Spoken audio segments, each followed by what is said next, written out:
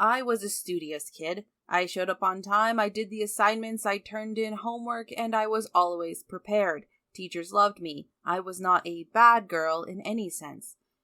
On the other hand, I didn't do any extracurriculars. I had no school spirit. I ditched assemblies. I didn't listen to school administrators, and when they threatened to take away things like senior sunrise from me, I replied, "So I can keep ignoring you?"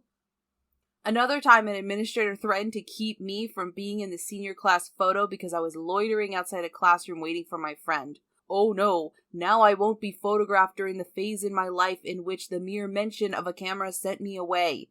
Don't threaten me with a good time.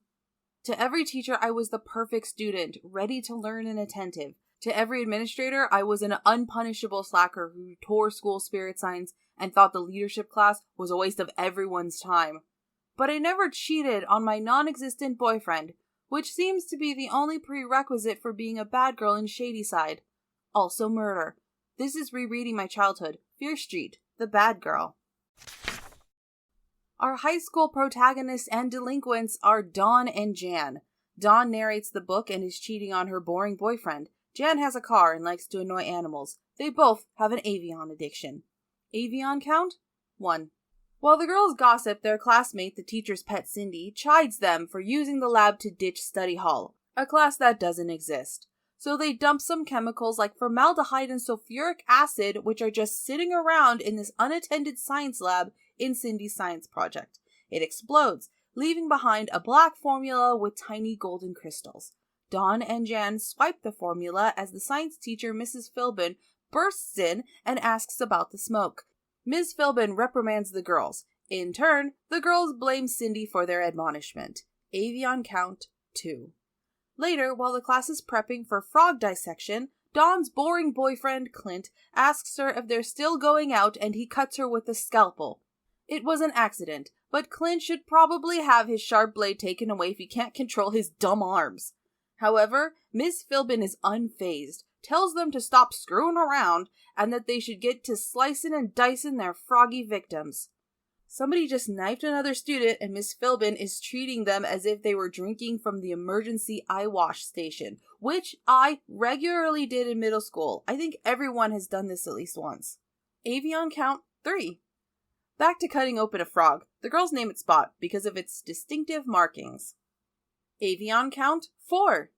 Then they drop a bit of the formula they made in the science lab into the frog's mouth. When they look away, the frog is gone, so they get another one and cut that one open instead.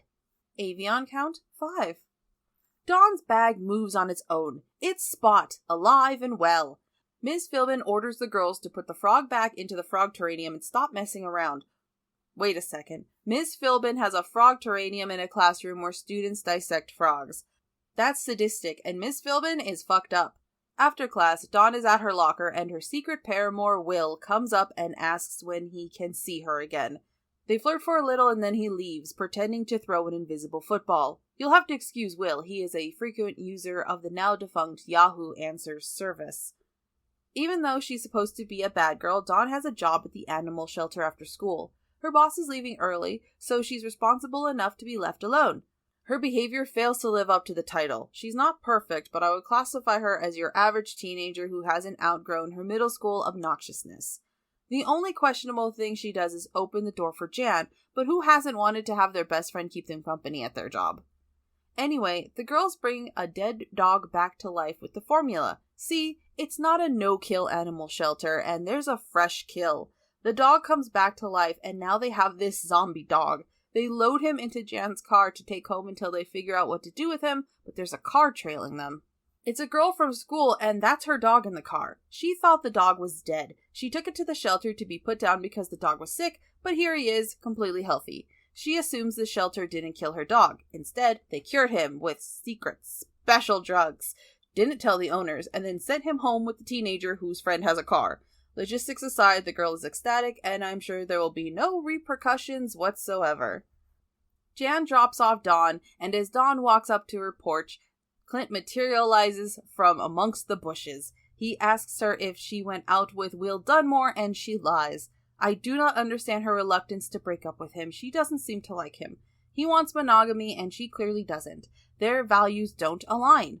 Also, It's a stupid high school romance. It's not like they share an IRA. The biggest thing they share is their locker, and that could be easily rectified. The next day at school, Dawn and Jan discover that Spot, the frog they brought back to life and then deposited into the frog terrarium, is now twice his size, and he seems to have eaten the other frogs. Also, Miss Philbin reminds the class of their field trip to Fear Lake next Saturday. It will be an ordinary field trip and nothing strange will happen, except maybe someone might be late for the bus. Wouldn't that be a wild occurrence? Can you imagine? Clint asked Dawn out to the movies to see Scream 3. I mentioned the movie only because the book came out before Scream 3. So is R.L. Stine psychic, or did he just guess there would be a sequel in a popular franchise? It does bother me that Stine's Scream uses Roman numerals, as if they would switch from Arabic numbers. Dawn blows off Clint in favor of going to some random other character's party. Even Cindy, the teacher's pet, makes an appearance at the party wearing some unflattering clothes that Dawn thinks are hilarious. However, sinister machinations set off a series of deadly events. I have to tell you a secret, Carl continued. Not only am I thrilled to be seen with a hot babe, I'm $25 richer too. He burst out laughing. His cousin slapped money into his hand. The whole room whooped. What? Cindy gasped. Her face grew even redder. Someone paid you to... What did you think? Carl howled. That I invited you here to impress my friends? Yeah, right. I watched Cindy's face fall. Her shoulders trembled and her lips quivered as the other kids hooted and whistled. I had to look away. I felt so embarrassed for her. Carl turned and poured himself a Coke. Cindy stared at him, blinking back her tears. Then, with a cry, she ran out the front door. The door slammed hard behind her. What a loser, Eric laughed. Wow, I didn't think Carl would have the nerve to actually do it. Poor Cindy, I thought. How could those guys be so cruel? Oh, well, now you have empathy. Also, what exactly was the bet?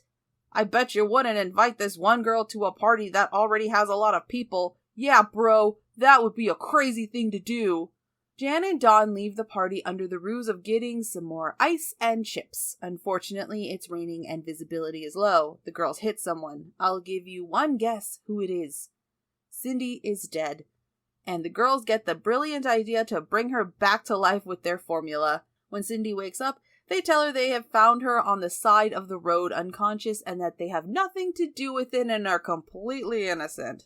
Cindy appears to believe them and they drive her home, but there's a lingering doubt. After all, when Cindy woke up, she did try to strangle Dawn. After they drop her off, Dawn and Jan return to the party. They don't want to raise any suspicions. Dawn goes outside with a boy we never see again. As they flirt outside, Clint appears from the bushes. They get into a fight because of, the cheating. First the murder, and now this. Gee, Dawn is having a humdinger of a weekend.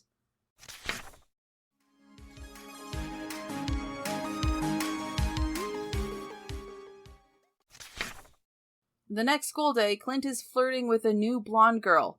Wait, that's not a new girl. That's Cindy. She went to a hairdresser and then bought some new clothes. Clothes that fit her.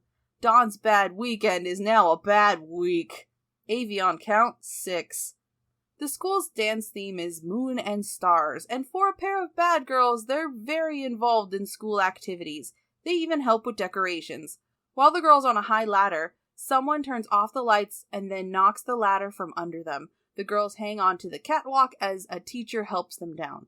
The bad luck continues at Jan's place, where they find her room thrashed. Just bad luck all around, I guess. The girls speculate that Cindy, the girl they ran over and brought back to life, hates them and is threatening them. They confront Cindy at school. Cindy gets mad and bends a metal bar in a U-shape like she's the Incredible Hulk. Later, Cindy is sitting with Dawn's bush-born ex-boyfriend. Also, the zombie cannibal frog in the terrarium explodes.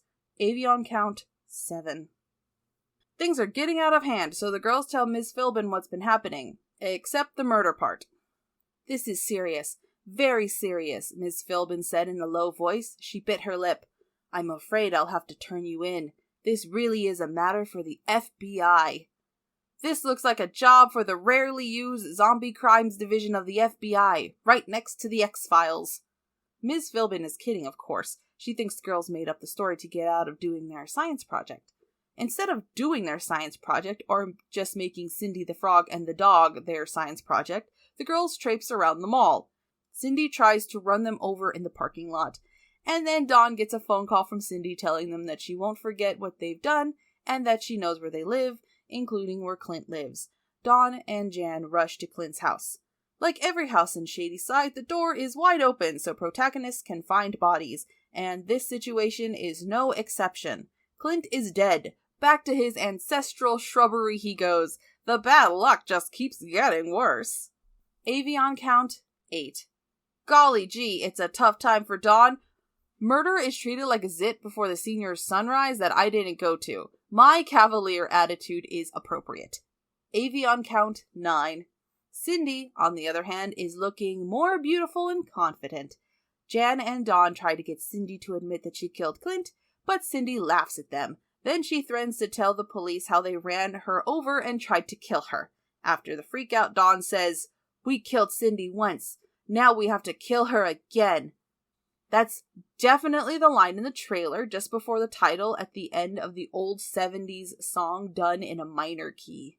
During the trip to Fear Lake, Dawn and Jan follow Cindy to a secluded area, conquer on the noggin, and push her into the lake.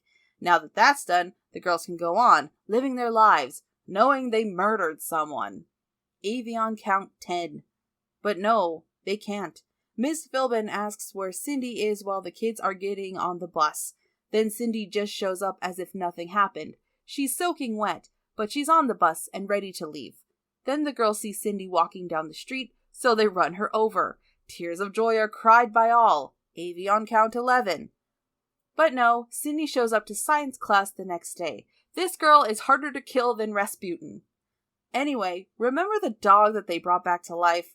Well, the owner tells Dawn and Jan that the dog just exploded after the owner's father teased it. Dawn and Jan think they have the key to finally killing the girl they've killed 3 times.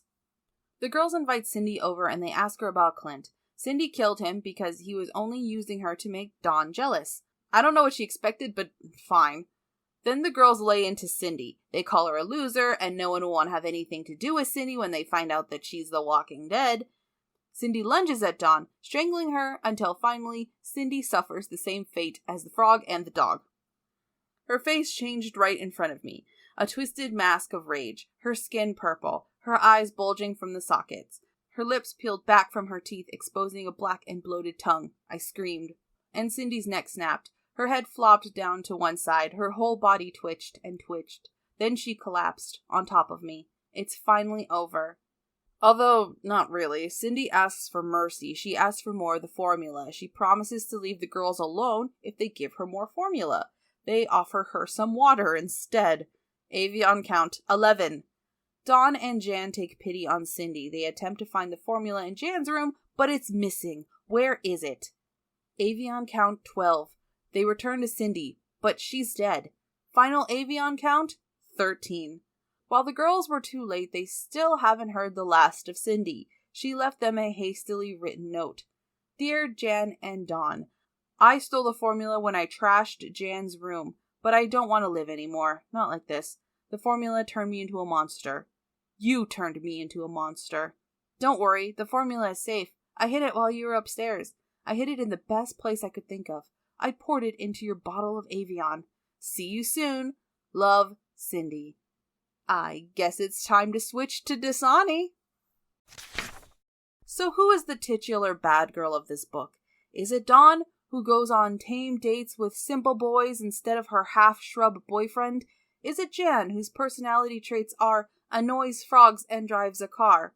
Could it be Cindy, a source of derision amongst her peers who is humiliated multiple times? Could her treatment lead her to murder and psychotic behavior? No. The bad girl is none of these characters. The true bad girl is Avion.